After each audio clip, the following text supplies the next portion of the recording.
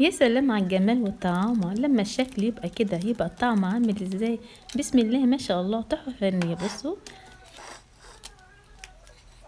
قالب تورته يا جماعة، قالب تورته ما شاء الله، ولا حول ولا قوة الا بالله.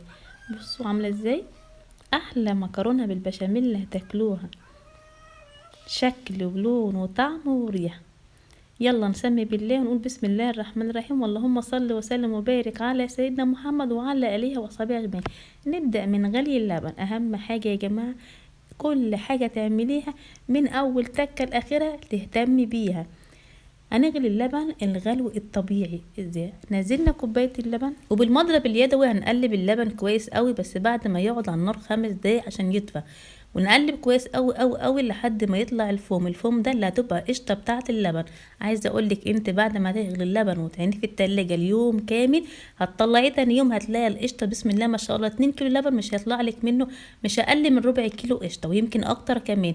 بجد تقليبه اللبن بالمضرب اليدوي دي لحد ما يطلع الفوم اللي انت هتشوفيه دلوقتي هتفرق معاكي كويس قوي قوي قوي. ولو انت مش تعملي بيه مكرونه بشاميل، ممكن تاخدي القشطه بتاعته دي تفطروا بيها تعشوا بيها. ممكن كمان اللبن بتاعك ده تعملي منه يعني حاجات تانية كتير، بس هيبقى قيمته الغذائية عالية جدا ما شاء الله عليه. شايفين حبايب قلبي ما شاء الله، ولا حول ولا قوة الا بالله، الفوم كتير ازاي ما شاء الله وتقيل كمان. عايزه اقولك الفوم ده اللي بيفرق معاكي في القشطه، هو هيبقى القشطه نفسها لما تسيبيه ليله كامله في التلاجة. كل ما تقلبي اللبن ويطلع فوم اكتر تعرفي ان القشطه بتاعتك هتطلع اكتر وسمكها كمان تقيل وما شاء الله جميله. بألف هنا والف صحه. الطريقه دي على فكره صحيه جدا. ما ينفعش تجيبي لبن تحطيه في الحله ويغلي على طول كده من غير ما تقلبيه، لا مش هتاخد منك حاجه. انت تقلبي 5 دقايق وتريحي ايديكي كده 5 دقايق وترجعي تقلبي تاني في الفتره اللي بيغلي فيها اللبن، هيطلع لك بالشكل ده. وهتعينيه في التلاجة تاني يوم هيطلع لك قشطه زي العسل. نبدا بقى ونقول احلى مكونات مكرونه بشاميل اللي هتاكلوها بألف هنا والف صحه ليكوا حبايب قلبي. بس اللي دخل على الفيديو دلوقتي ما عملش لايك، يا ريت يشرفني ويكون شرف ليا فوق دماغي يعمل لايك، وكمان يشترك في القناه ويفعل زر الجرس يوصل لكم اشعار بكل جديد. جزاكم الله كل خير. ده كيلو مكرونه، وده اللبن احنا غليناه من شويه بمقدار 2 كيلو لبن، ومعانا كوبايه من عصير الطماطم، وكيس صلصه لو متوفر عندك، ومقدار كوبايه من الدقيق، بيضه، 3 معالق سمنة نباتي او سمنة بلدي المتوفر، شرايح فلفل حامي او بارد، كمية من اللحمة تبع حسب الرغبة، بصلتين كبار مبشورين. طبعا التوابل بتاعتنا الفلفل الاسمر والملح والتوابل اللي احنا تحطيها دي طبعا انا بعملها منفردة بيها في البيت عندي، بعملها للفراخ المشوية، بحطها على المكرونة البشاميل، بعملها يعني خلطة التوابل اللي هي 7 حبات دي انا بعملها في البيت خاصة. اللهم صل وسلم وبارك على سيدنا محمد. هقول مكوناتنا تاني: اللبن، كيلو مكرونه، كميه من اللحمه، بيضه، 3 معالق سمنه، كوبايه من دقيق، كوبايه من الطماطم المعصوره، شرايح بصلتين متوسطين، اللهم صل وسلم وبارك على سيدنا محمد، كيس من الصلصه، شرايح فلفل. دي مكوناتنا في المكرونه بشاميل النهارده. الزيت كميه، هناخد كميه برضو من الزيت. يلا بينا بقى نعمل مكرونه. رفعنا حله على النار، حطينا فيها ميه وغليناها، حطينا ورقتين من لورا، حطينا شويه ملح. هننزل بقى المكرونه بتاعتنا. بس بعد ما تغلي هنسيب الحله مكشوفه، هنسيبها 5 دقايق بالظبط. لاول ما المكرونه تغلي هنقلب تقليبها ونطفي عليها ونصفيها. مش هسيب المكرونه كتير لان دي المكرونه هتتم، يعني انا هاخدها نص تسويه مش هسويها التسويه الكامله. وعلشان ما نعطلش نفسنا جبت حله تانية رفعتها على النار، هحط معلقه سمنه ومقدار من الزيت، وهنزل بالبصل المبشوره نقلبها كويس قوي لحد ما تصفر يعني تدبل معاكي كده وريحتها تطلع. هنزل باللحمه بقى، نحط التوابل بتاعتنا. هنا بقى دي تكه مهمه قوي. طبعا المكرونه بتاعتي غليت، هقوم واخده خلاص كوبايه من الميه بتاعت المكرونه قبل ما اصفي الميه بالمكرونه. هدي هحطها في البشاميل. بس يعني اصبروا معانا هوريكم نحطها ازاي. بس اهم حاجه ان دي هتعمل لك تماسك للمكرونه نفسها، هتخلي المكرونه معاكي متماسكه وحلوه زي ما احنا طلعناها كده في القالب. وهنستغل وقتنا برضو تاني وعلى البصله بتاعتنا وتدبل معانا وتعمل اللي احنا عايزينه. هنجيب طاسه كده على النار ونحط فيها كوبايه الطماطم، ونحط مقدار من الزيت، ونحط التوابل بتاعتنا. التوابل بتاعتنا اللي هي فلفل اسمر والملح، بس ما بحطش اكتر من كده. وهسيبها على النار لحد ما تبقى صلصه. الطماطم دي كانت موجوده عندي في الفريزر، فعشان كده هتلاقيها يعني متلجه. فانا هسيبها في الطاسه لحد ما خلاص يعني تاخد وقتها كده وتبقى صلصه. البصله بتاعتنا دبلت وتمام كده حلوه قوي. هننزل بقى بايه التكه بتاعتي هنا. انا ما بحطش اللحمه على طول، لا هحط شويه الفلفل الشرايح اللي احنا عاملينها، واحط عليهم التوابل اللي هي الفلفل الاسمر والملح، واسيبهم شويه كده يعني 5 دقايق، واغطي عليهم عشان المزيج ياخد ميكس كده مع بعض، ويبقى له طعم كده وايه وكمان ريحه. وبعدها انزل باللحمه على ما ميكس اللي احنا عاملين. البصله تاخد وقتها كده 5 دقايق. نروح نعمل البشاميل بتاعنا. عايزه اقول لكم البشاميل دوت يعني كمان هيبقى مفيد جدا للناس اللي عامله دايت. حلو جدا جدا. اللهم صل وسلم وبارك على سيدنا محمد. هناخد مقدار من اللبن، مش هناخد 2 كيلو كله لان الشبشب الخط مش هياخد ال2 كيلو، بس احنا هنستهلك ال2 كيلو. هاخد مقدار من اللبن واحط كوبايه عليه من الميه بتاعه المكرونه اللي احنا خدناها، واحط كوبايه الدقيق، مقدار كوبايه الدقيق اللي انا قلت لكم عليها برضو من شويه. يبقى احنا خدنا مقدار من اللبن، وخدنا كوبايه الدقيق، وخدنا كوبايه الميه اللي هي ميه المكرونه. هنحطهم في الخلاط ونقلبهم كويس جدا مع بعض. وبعد ما ضربنا مكونات البشاميل في الخلاط هنرجع تاني للحمه. الصلصه بتاعتنا طبعا اتعمل زي ما انتم شايفين. هننزل بيها بقى على الميكس بتاع البصل والفلفل. هنقلب تقليبه محترمه كده، وانزل بقى باللحمه المفرومه بتاعتي. هنقلب الميكس بقى ده كويس قوي قوي كده، ونسيبها على النار تقريبا يعني مش اكتر من 10 دقايق. احنا مش هنسوي اللحمه على الاخر، احنا المكرونه بشاميل اللي بتستوي في الفرن تاني بكامل تسويتها، سواء في المكرونه او في اللحمه. يعني هنسيبها 10 دقايق واقل كمان، ونطفي عليها ونرفعها من على النار. وفي حله رفعناها على النار حطينا شويه معلقتين من السمنه ومقدار من الزيت.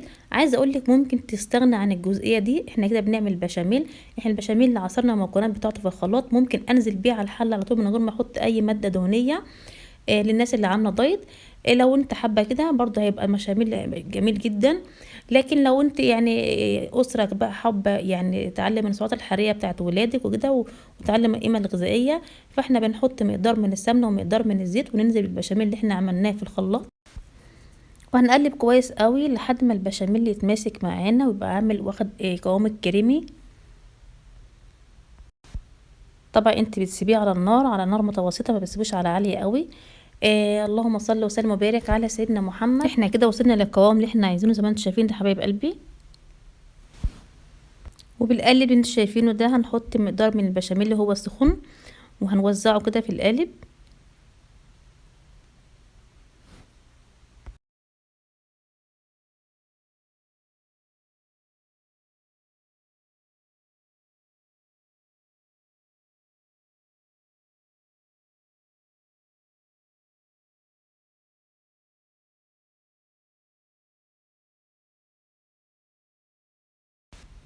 وهناخد نص كمية المكرونة ونحط عليها مقدار من البشاميل، ونقلبها كويس قوي عشان دي تبقى الطبقة اللي في الاول. وهننزل بيها على القالب اللي حطينا فيه كمية من البشاميل، ونوزع الطبقة كويس قوي.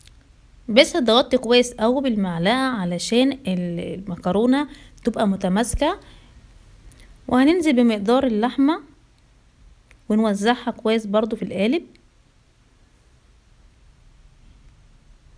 ونحاول في الجوانب اللي هي بتاعه اللحمه ما نسيبش فراغات، عشان لما نيجي نفضي القالب تبقى المكرونه ماسكه متماسكه كده، ما يبقاش فيها فراغات من اللحمه او المكرونه.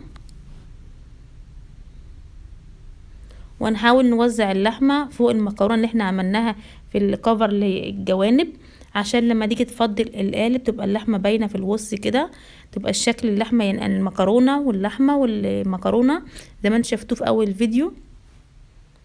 يعني بتكتري جزئيه اللحمه عند الجوانب اللي هي الاربع جوانب.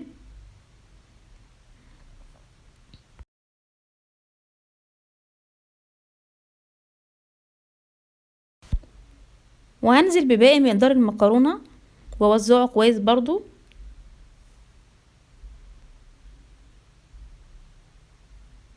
المكرونه بتكون يعني اتكتلت في بعضها كده، انت بتفكيها من بعضها عشان المكرونه بتاعتك تبقى شكلها حلو كده ومتوزعه كويس.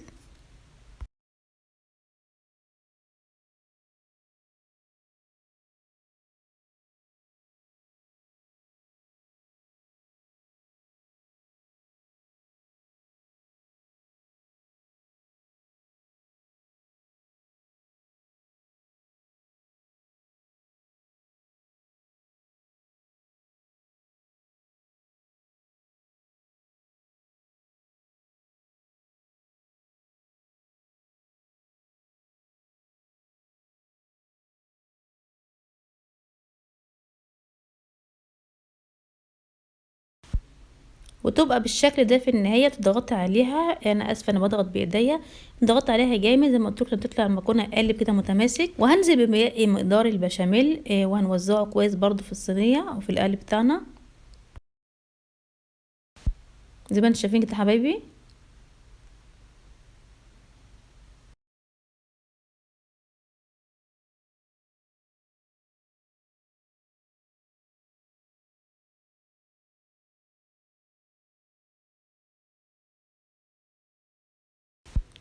وزي ما انتم شايفين كده حبايب قلبي الشكل النهائي ما شاء الله ولا حول ولا قوه الا بالله، شكله جميل جدا ازاي.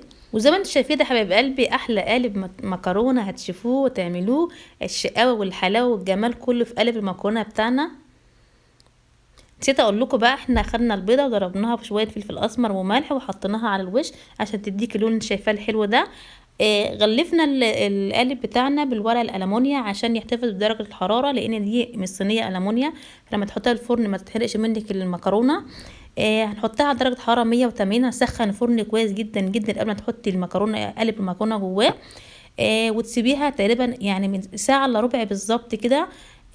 هتلاقيها بقت زي العسل. والف هنا والف صحة. يا رب يكون الفيديو عجبكم. اتمنى اكون ضيفة خفيفة عليكم، واتمنى تفرحوني بلايكاتكم كتير اللي بترفع الفيديو. طبعا عارفين اللايكات بترفع الفيديو، ما تبخلوش عليا بلايكاتكم عشان الفيديو يوصل لاكبر عدد من الناس. وتشتركوا في القناة وفعلوا زر الجرس عشان يوصل لكم اشعار بكل جديد. واشوفكم على خير في فيديو جديد حبايب قلبي.